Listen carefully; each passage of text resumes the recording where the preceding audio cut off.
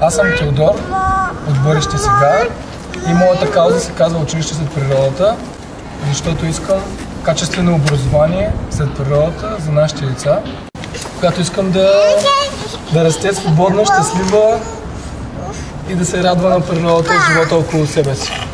Я покажи бебето, бебе си, бебето покажи.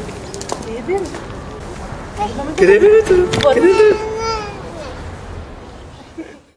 Училище с природата е кауза за обновяване на старото училище в село Гудевица, родното училище на Валя Балканска. Целта ни е да съберем средства, които да ни помогнат да ремонтираме и обновим центъра и старото училище и го превърнем в съвременен обучителен център за работа с деца и младежи след природата.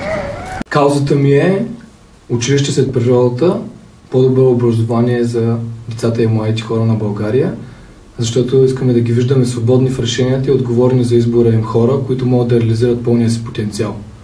Затова имаме нужда от подкрепа и от разпространение на информация за това как едно старо училище в Родопите може да се превърне в съвременен център за обучение и истински пример за това, което искаме да виждаме в класните стаи навсякъде в България.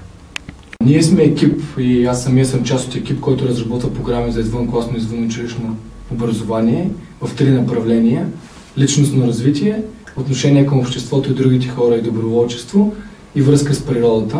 Ние искаме все повече хора да разберат за това как образованието може да бъде забавно, приятно и да носи радост сред самата природа. Самият аз съм ученик на професор доктор Георги Лозанов, който е измислил и сътворил прекрасната наука сугестопедия и сугестология. Виждате зад мен таблата, по които в момента разработваме програмата за 7 и за 8 клас за деца отпаднали от образователната система от ромски произход.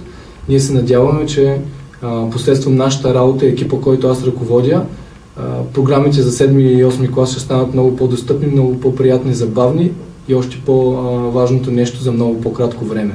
Маме, къде е пъпчето на мама? Мия? Къде е пъпчето на мама? Къде е пъпчето на мама? Пъпчето на мама, къде?